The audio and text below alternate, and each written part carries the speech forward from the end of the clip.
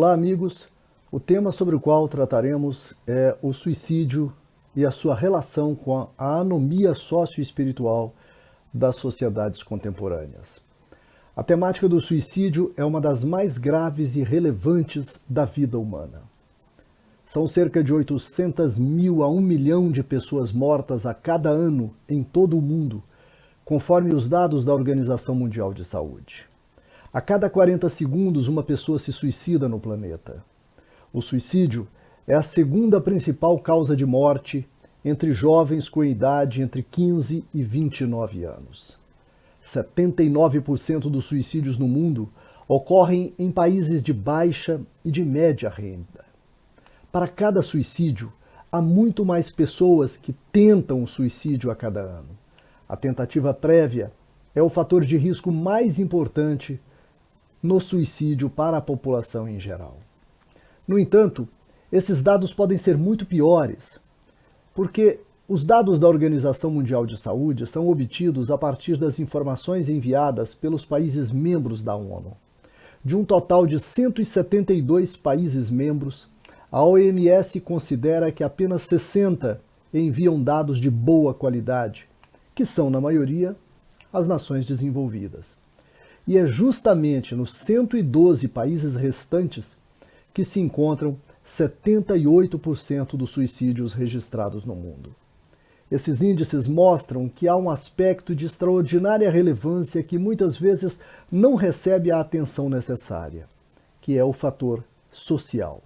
Ou seja, aquele que não está obrigatória nem principalmente ligado a qualquer postura íntima, psicológica do sujeito, mas sim deriva de situações sociais insuportáveis a que as pessoas terminam submetidas.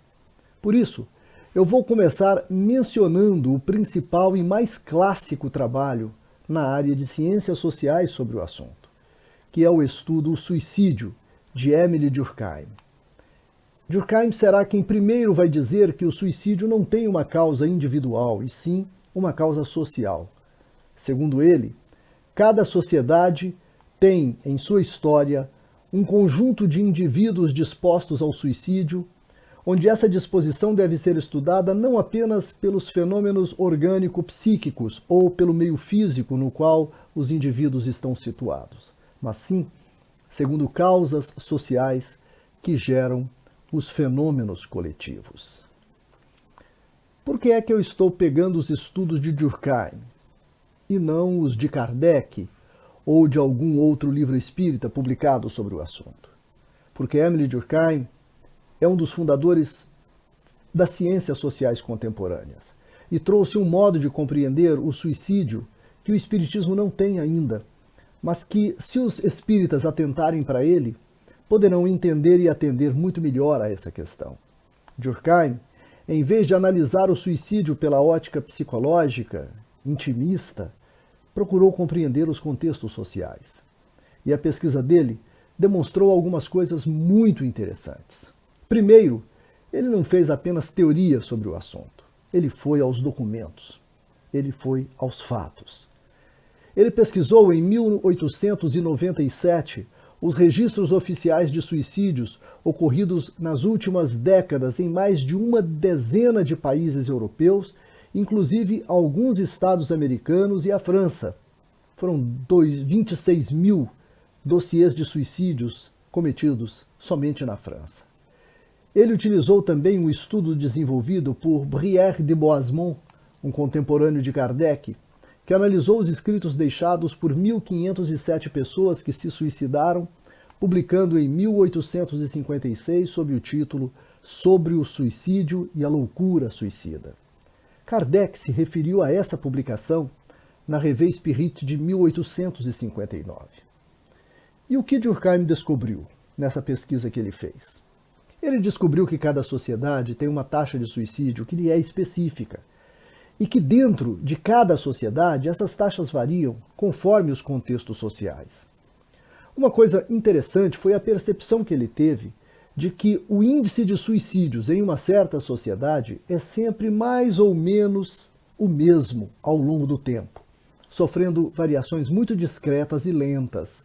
Ou seja, As pessoas reencarnam e desencarnam, isto é, espíritos entram e saem do meio social encarnado, e a taxa de suicídios naquele meio se mantém.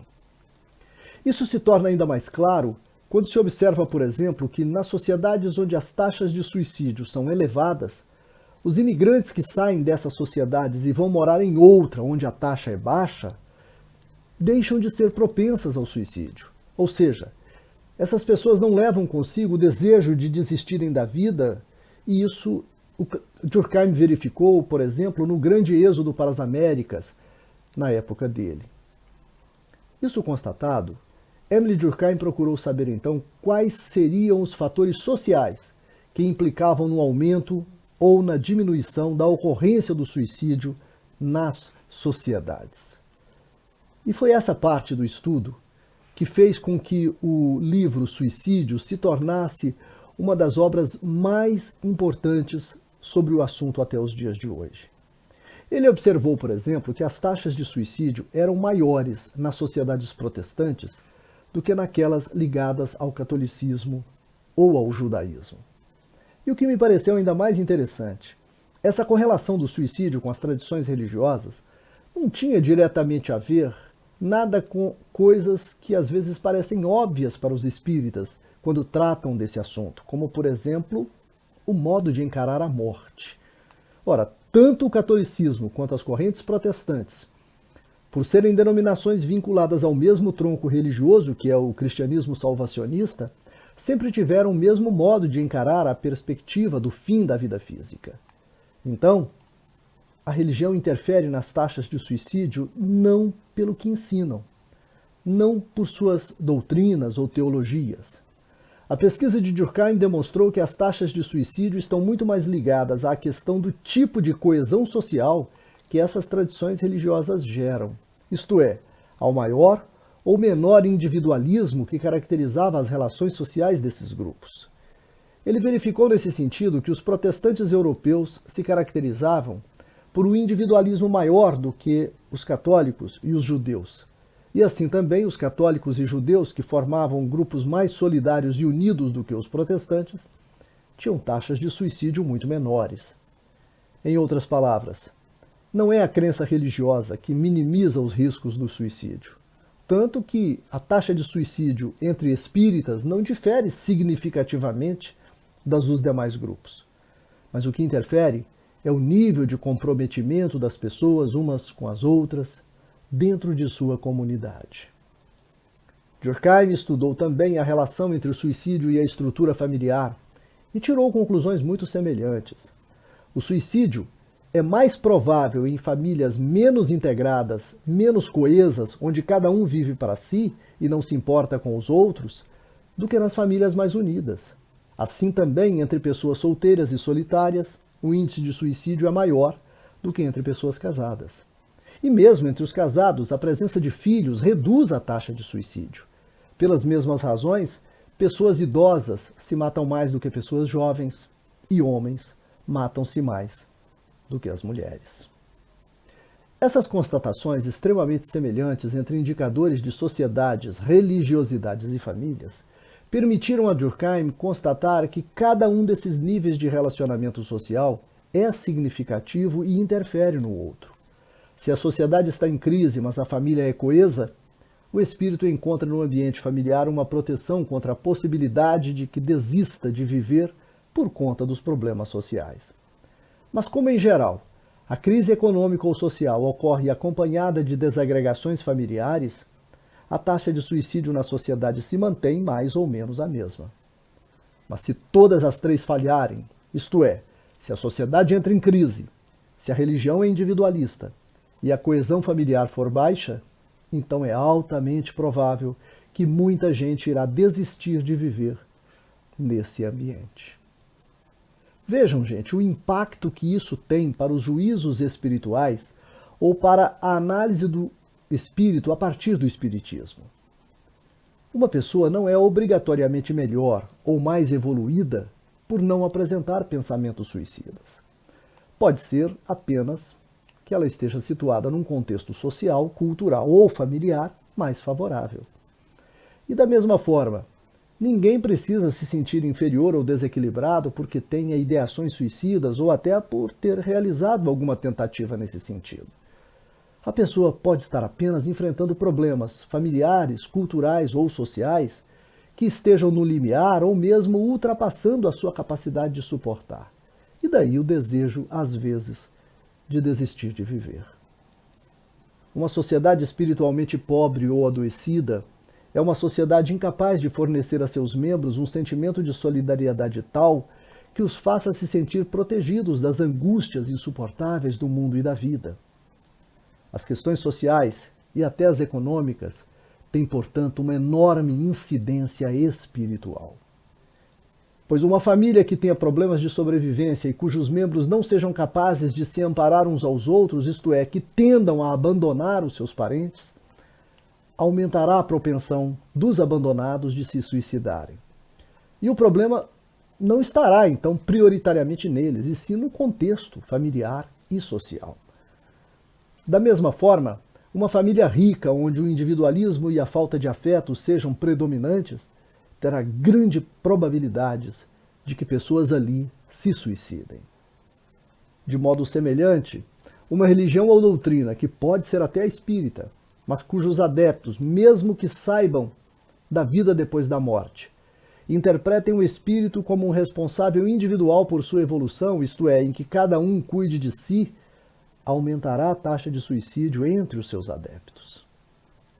A essa incapacidade ou perda de coesão social, de solidariedade, Émile Durkheim chamou de anomia.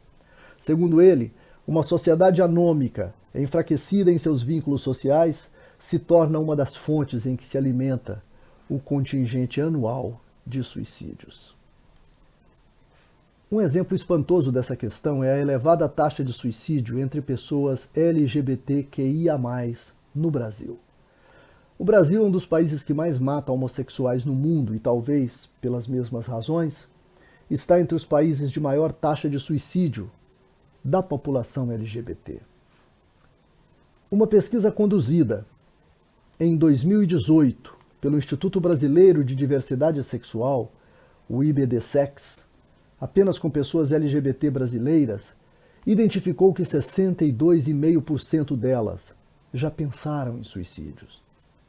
Outra pesquisa feita pelo Grupo Iniciativas de Saúde do Adolescente do Instituto César Chavez, da San Francisco State University, nos Estados Unidos, concluiu que crianças homossexuais que enfrentam altos níveis de rejeição têm uma chance 8 vezes maior de tentar o suicídio.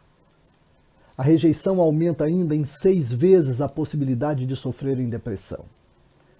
E aumenta em quase 4 vezes a probabilidade de recorrerem a drogas ilegais ou de praticarem o sexo desprotegido.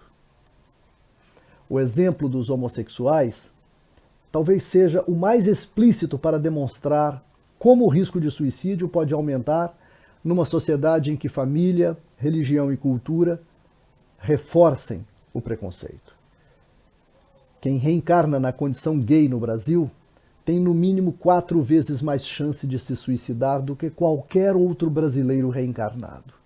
E não porque seja um espírito inferior, mas porque lhe faltará com muito maior probabilidade a imprescindível proteção trazida pela solidariedade, pelo apoio, pela coesão social, que torne válido enfrentar as angústias da vida. E quando eu falo de angústias da vida, eu não estou falando de homossexualidade, pois a condição homossexual não deveria ser um problema, e só o é por razões sociais, pelo preconceito e pela rejeição que sofre em países como o Brasil.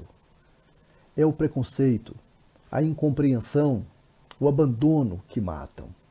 As pessoas, portanto, não se matam simplesmente porque desistem de viver ou por covardia moral. As pessoas se matam porque as condições sociais que as afetam atuam de tal modo sobre elas que elas não veem mais sentido em continuar vivendo. Portanto, sobre o suicídio, o trato psicológico não é suficiente. Os espíritas devem levar em consideração os aspectos sociais que afetam os indivíduos a ponto de levá-los a desistirem da própria vida. Pondera o escritor espírita brasileiro Elias Inácio de Moraes, nesse sentido, que, se as ações pontuais de acolhimento ao indivíduo, a escuta ativa, são indispensáveis junto àqueles que já evidenciam a intenção de se matar, modificar as situações sociais que o estão levando a essa condição constitui-se em uma ação de muito mais amplo alcance, sendo ambas imprescindíveis. O suicídio é, portanto, fruto do abandono, do preconceito, da insegurança financeira, da competitividade desempreada, do desemprego, do individualismo, mesmo que travestido de religião, da indiferença social. Todos esses fatores são sociais, políticos, econômicos e culturais. E todos eles aumentam a incidência de depressão, de estresse, de desespero e de suicídio. Tudo então que puder ser feito no sentido de promover a aceitação do outro, o acolhimento das pessoas, a diversidade em todos os sentidos, a solidariedade, o espírito de grupo, as políticas de fraternidade e de amor ao próximo, podem incidir nas taxas de suicídio. Assim, se nós queremos reduzir os índices de suicídio no lugar onde vivemos, é preciso compreender isso. Nós não evitaremos o suicídio simplesmente tornando os indivíduos melhores ou mais resistentes, ou muito menos ameaçando essas pessoas com sofrimentos escabrosos depois da morte, mas sim tornando a nossa sociedade um ambiente mais acolhedor, mais humano, mais solidário, mais conforme aquela ponderação de Jesus, segundo a qual os meus discípulos serão conhecidos por muitos se amarem. Muitas graças.